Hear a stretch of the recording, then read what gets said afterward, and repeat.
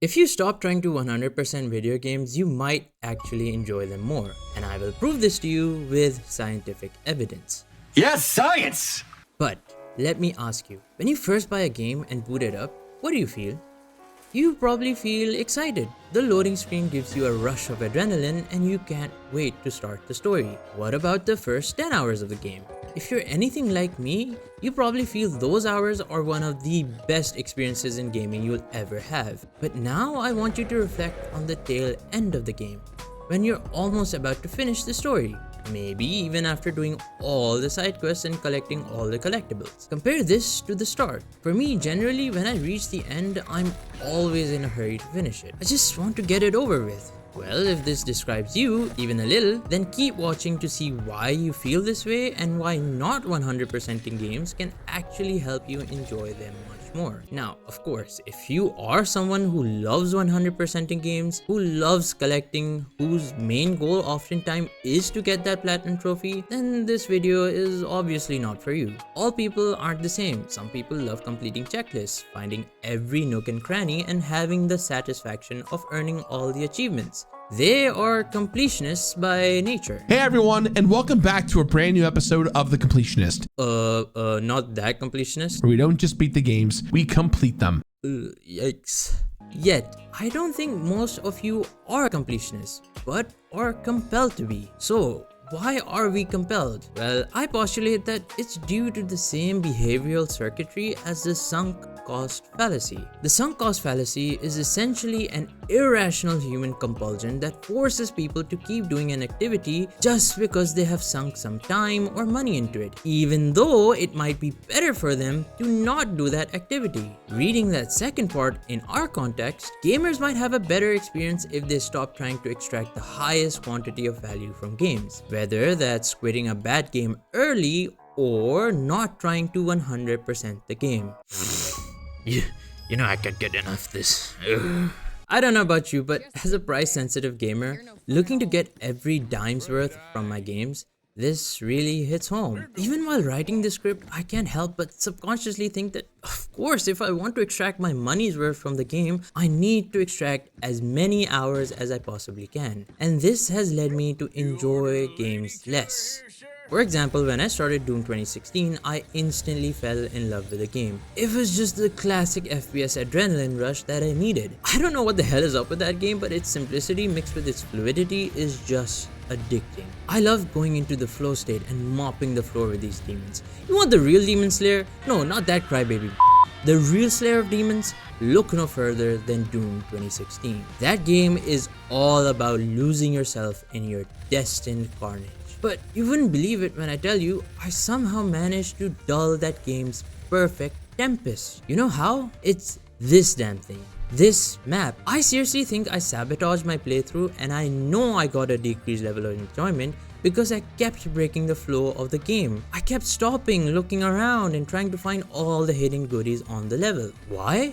I don't know, I just kept thinking, hey, I bought this game, I better complete it fully to get the best bang for my buck. But you know what that did? By the end, I seriously couldn't wait to just finish it. I got tired of collecting stuff, and so not only did I abandon the completionist path, I also ruined what would have been a consistently good experience. If I had lost myself in the moment rather than do the chores I forced on myself, I am damn sure I would have had a much better time.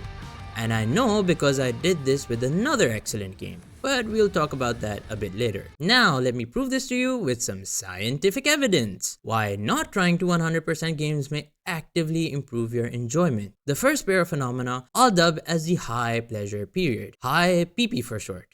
Yeah, that definitely works. And we will start off this discussion by talking about relationships. But in this case, the relationship is with the game. Boy, no wonder people be using AI for sex stuff.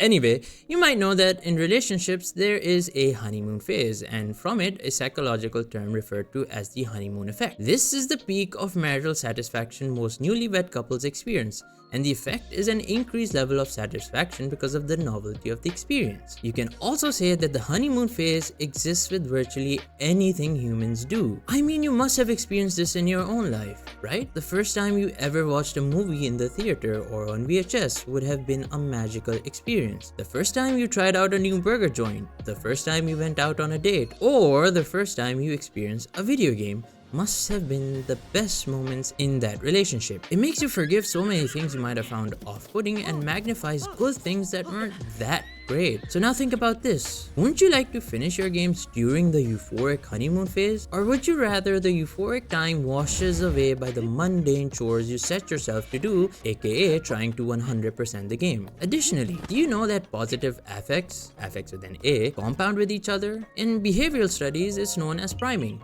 If you're in a good mood or did something to make you happy and are then asked to rate something you experienced, you'll rate it higher than you would have at your baseline happiness. This is proven by the pencil experiment mentioned by Daniel Kahneman. Hold a pencil horizontally between your teeth and watch a show. The pencil in your teeth uses the same muscles as when you smile, and it's proven that you will enjoy the show much more. Now imagine that the pencil in your mouth is actually the honeymoon phase. If at baseline you enjoy the game, the honeymoon phase will make you enjoy it even more. So why would you want to miss this double shot espresso of enjoyment for doing something that you don't really enjoy? Imagine doing chores during your actual honeymoon. You might still be giddy doing the laundry.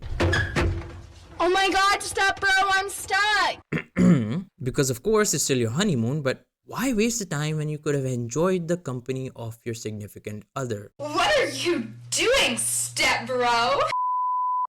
The second phenomenon of the high pleasure period is called hedonic adaption. I won't bore you with the scientific jargon, but this phenomenon is closely related to the honeymoon effect. In essence, your first session will be your happiest or most pleasurable moment of that entire experience. The next session will be your second highest, the next the third highest, and so on.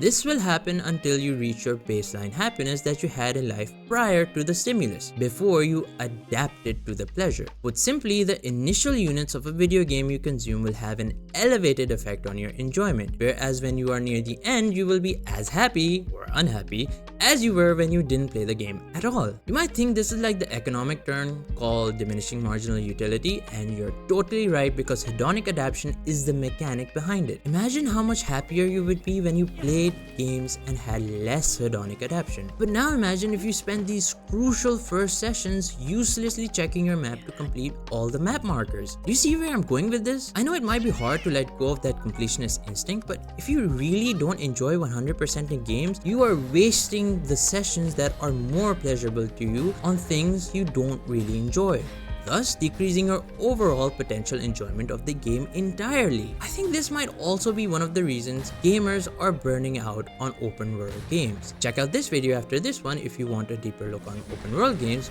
but I think one of the problems with open world games is the main objective, i.e. exploration. This exploration almost always has a lot of fluff, like you running around aimlessly, checking a cave that may or may not have a boss battle, etc. This fluff artificially extends your playtime, which wastes the high pleasure period on things that aren't really fun, and slowly you feel so burnt out that you just want it to end as soon as possible. I know this was my biggest problem with The Legend of Zelda Breath of the Wild and Tears of the Kingdom. Honestly speaking, I love those games, and I think they are one of the hallmarks of good open world games. But even as a big fan, I must admit that I might have enjoyed the game more if the map had a little less fluff, a little less useless activities like the copy-pasted Korok seed puzzles, and the map was a bit more tight. Again, that game had mind-blowing experiences, from the puzzles to the sandbox to the story, but I think I would have enjoyed it much more if I did a little less aimless running and did less of those Korok seed puzzles. You leafy bushy bro bastard, why are you so stingy with the slots?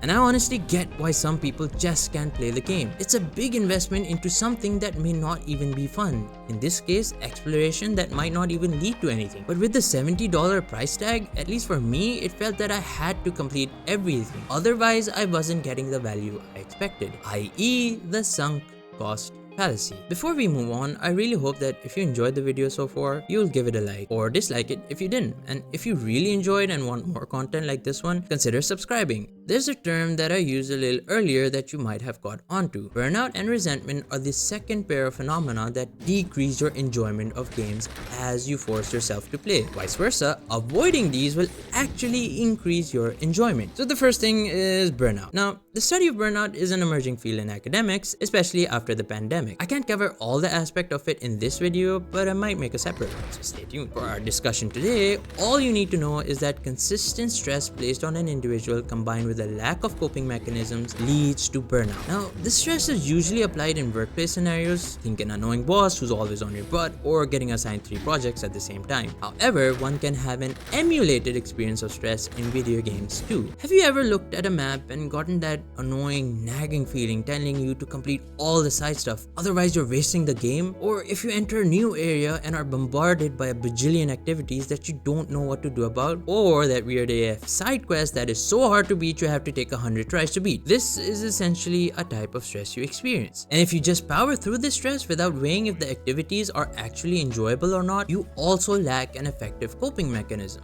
thus giving in to the stress. While burnout itself is characterized by emotional exhaustion, depersonalization, and reduced personal achievement. Ever tried to 100% a game when you didn't really want to? Did you feel happy then? Or were you just exhausted, yet still felt compelled because of the sunk cost fallacy? I have personally experienced these factors of burnout when trying to fully complete video games, or games that were uselessly padded out. In my experience, the latter category is much more prevalent. This is why I have never been able to finish a Far Cry game except Far Cry 3.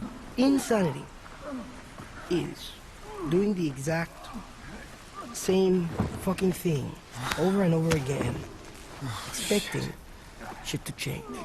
I kept thinking that to complete the game, I need to collect all the collectibles, go to all the map markers, and complete an area before I can progress the story. This leads me to completely burn out on games entirely and not even finish them at times. Sinking City is another one for me. When I first loaded up the game, I was madly in love with the Lovecraftian and Eldritch vibes. It was a horror game I could get into because it didn't have the jump scare type of horror. Rather, it was the cosmic, psychological kind. Yeah, I'm a big I have to watch Let's Plays of like FNAF and Resident Evil because I need to keep my eyes covered. Anyway, by the end of the game, I just couldn't take it. I'd explored most of the city, done most of the side quests, and by the end, I seriously didn't care about anything except finishing the game. I was emotionally exhausted and played it like a robot, finishing tasks, i.e. depersonalization. The other example from which I may seriously get crucified is Elden Ring. Okay, listen, before you dislike and type "get good" in the comments, hear me out. I love Elden Ring to bits. I wish I had that memory wipe device from Men in Black so I could play the game all over again for the first time. But I won't lie and tell you that by the end of the game, I wasn't tired. And I mean the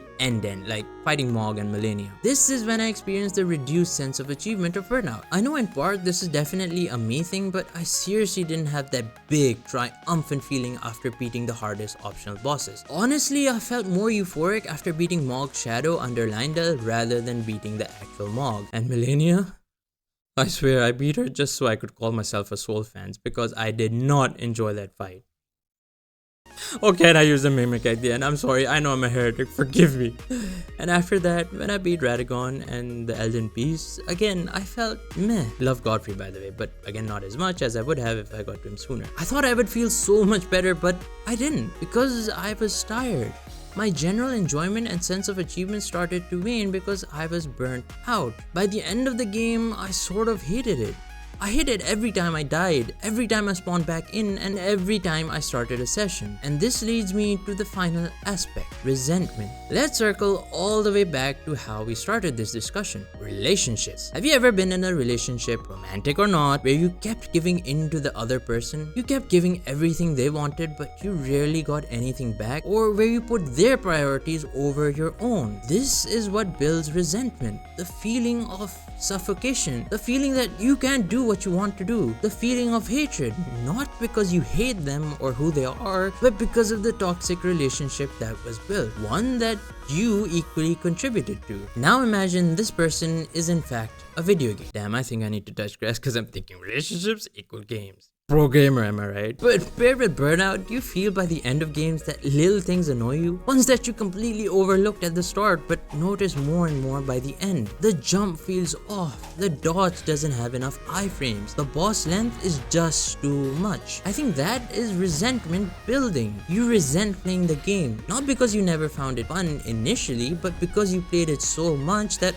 all the fun was sucked out. You keep playing because you have this incessant desire to finish the game completely and get every dime's worth out of it. You don't complete because you enjoy it. You complete because you think you have to, because you get trapped in the sunk cost fallacy. You get trapped in this toxic relationship that you created and you start to resent it. Burnout and resentment will only build up if you keep forcing yourself to play. If you keep forcing yourself to do every side mission, collect every collectible, finish the game inside out. So stop. Take a step back. Do the things that bring you enjoyment and forget the rest. You don't need to extract the maximum quantity of value from the game.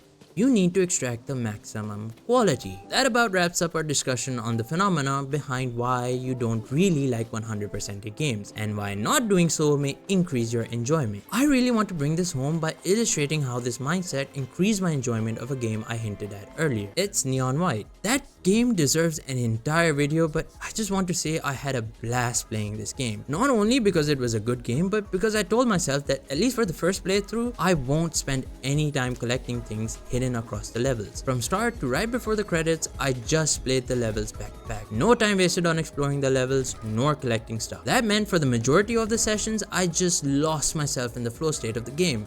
My only objective was to play and enjoy. Therefore, I finished the game while I was in the honeymoon phase, which I am sure boosted my enjoyment. It also helped that the game is pretty short, but by the end of it, I was as happy as when I first booted it up. I don't know a single point in that game where my enjoyment ever decreased. I never felt burnt out, even though I had to retry many of the harder levels. Resentment was nowhere to be seen, and to this day, I only have fond memories. I actually did go back and get all the collectibles, but that was for story reasons, which is my only gripe with the game. I really think the true ending shouldn't have been locked behind collecting stuff. Anyway, when I went in with that mindset, I wasn't stressed about doing things I didn't enjoy. It helped me complete the game during the honeymoon phase, and it didn't overstay its welcome to make me burn out, thus increasing my overall enjoyment. As we draw to the end of the video, I would just like to reiterate that if you truly enjoy 100% in games or racking up those platinum trophies, this doesn't apply to you. I mean, hey, if collecting all there is to collect brings you enjoyment, then the high pleasure period will only increase your enjoyment further. You may still experience burnout and resentment, but that's another discussion. However, if you are someone who doesn't usually like being a completionist, I urge you to reflect on why you feel the need to complete video games to perfection. You may discover that you really don't care about completing games at all, and if that is the case, don't become a victim of the sunk cost fallacy. Don't build a toxic relationship with games and stop trying to 100% them to get your money's worth, because it will be worth it when you enjoy them more.